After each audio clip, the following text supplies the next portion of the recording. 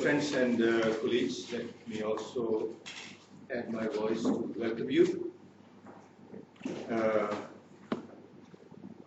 I'm afraid I won't be able to stay for the morning session. I have to leave here after my remarks, but I hope we will have a very good session this morning. This is a very good example of a coordinated effort.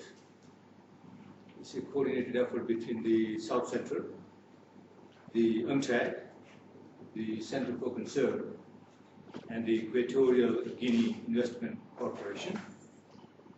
And on behalf of the Southcentre, I want to thank all of our co-coordinators who helped us organize this meeting.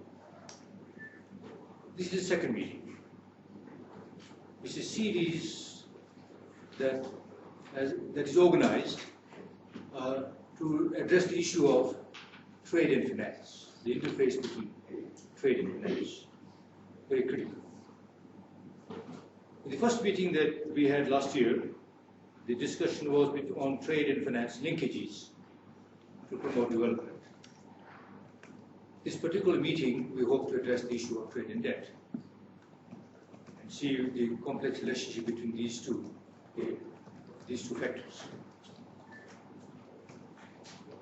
We know that for us, those of us who come from the South, development has been a challenging objective for these decades, especially those of us who come from the smaller countries in the South, from Africa, from the ACP countries, from the Caribbean. And therefore, it's very important for us to be able to address critical dimensions of development, namely finance, trade. Of course, the link between trade performance and debt levels is highly interdependent and complex. For example, debt can be, and often is in many countries, a major constraint to development to domestic production and international trade capacity. And a poor trade performance, for example, because of declining terms of trade or commodity prices, can bring about a downward trend in your development scenario. The problem of large debt overhang in developing countries is a result of the confluence between the particular circumstances of their terms of trade within the international economic system and the very structure of such system that makes it very difficult to develop. We have structural constraints and circumstantial to develop. There are a number of factors that have intensified this problem for developing countries, and the ways in which these factors behave in or are acted upon by the global trading system simply accentuates the debt crisis. The main factor is the continued reliance of the developing countries, or many developing countries, on primary commodities and low value-added goods.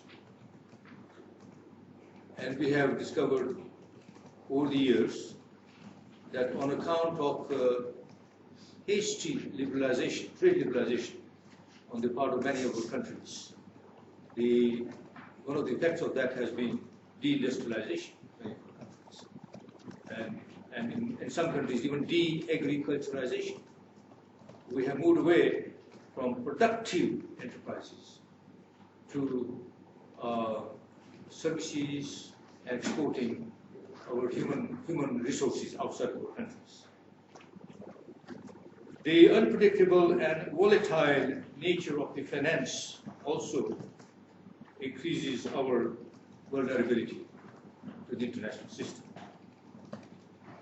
Unable to rely on assured incomes, the shift to higher value-added goods production is nearly impossible for many of our developing countries. The second factor is that the continued application of poorly planned policy reform advice, especially that tied to new loans from the Bretton Woods institutions, and debt relief from northern governments.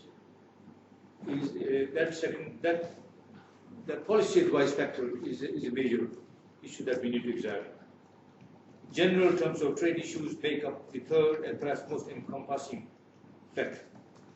These concern international trade and financial institutions sanction protectionism and discrimination against developing goods and the limited amount of investment being offered to developing countries to assist them in breaking free from the debt trap. There are two dimensions here that we need to look into. We need to look into both the investment regime and the trade regime.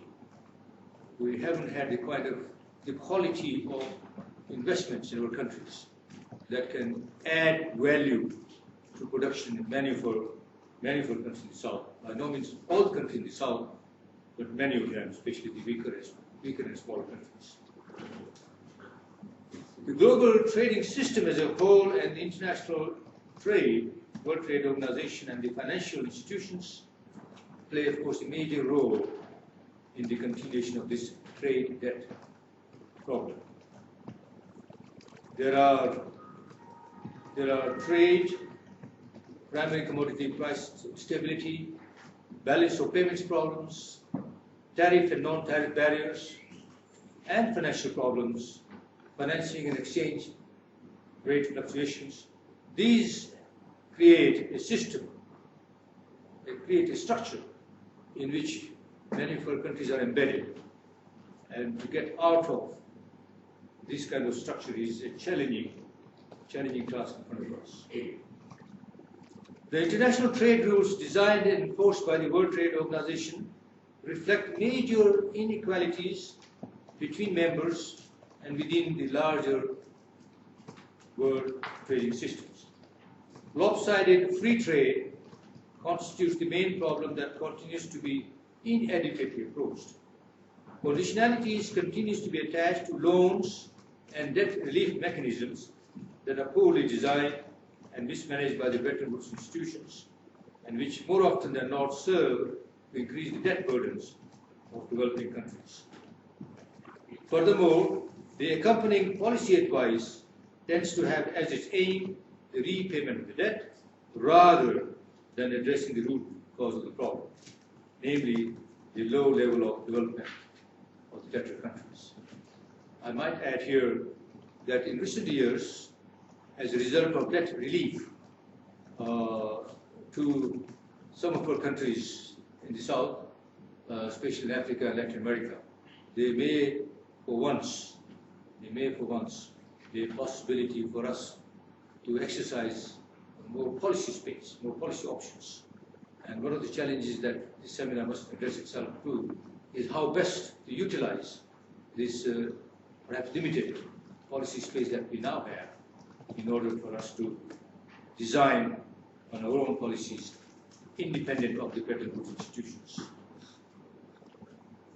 So the question of trade and debt is something that we will examine, of course, in greater detail in the next 2 days.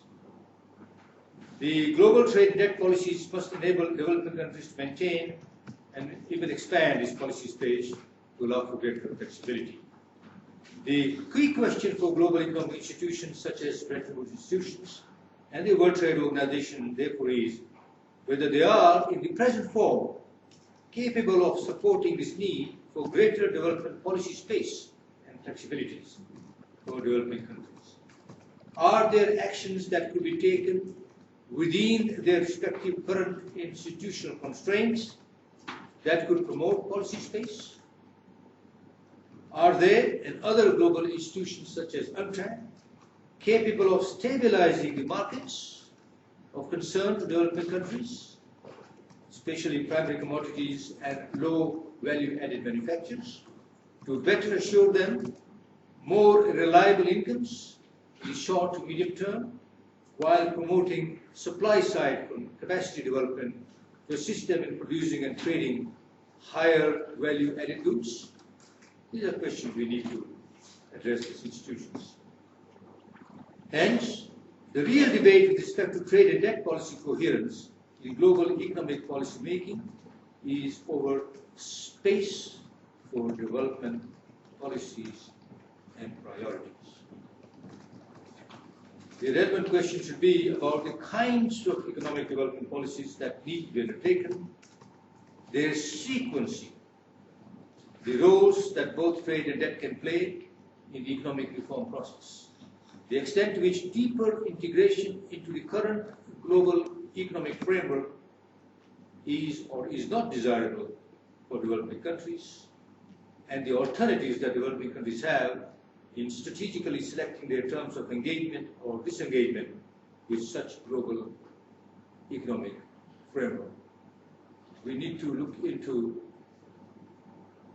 we need to keep our mind open even to the possibility of limited and selective disengagement from the global system. Selective, limited disengagement for some of our countries in order for them to be able to organize their own production systems and their own regional integration, so that from a position of strength and increased economic capacity, they can renegotiate their entry into the global system on better terms than the present. So we must be open-minded about all possible options. It is my and the Southcentre's hope that through this seminar, we may be able to move a step forward in discerning the answers to these questions. Of course, we are facing a rapidly changing world, economically, politically, and climatically. And changing conditions require innovative responses, fresh perspectives, and flexible solutions. We do have the possibility of exploiting the new political geographic configuration that has now shifted some of the energies of economic development from the north to the south, some countries of the south, China, India, Brazil, South Africa. And we must see whether these new possibilities open up options for the smaller countries in the south to be able to engage or realign themselves differently from what they have been into for the last 30, 40 years. So we need flexible solutions, we need open minds, we need alternatives, we need to look into details, the relationship between debt and finance. And I hope that the deliberations of this meeting perhaps will inform current debate, and I hope it will also inform the debate, the high-level debate on finance for development that will take place in October in New York. And hope that with the membership of this meeting, as I can see many of you come from very experienced backgrounds from your countries, engaged in not only academic discourse but also policy making, and hope as a result of rich interaction amongst you, we are able to address some of these challenging questions that face us as we go into the next decade. On behalf of Southcentre and our co-sponsors, I'd like to welcome you once again and to wish you a good discussion. Thank you. Thank you very much, Nash.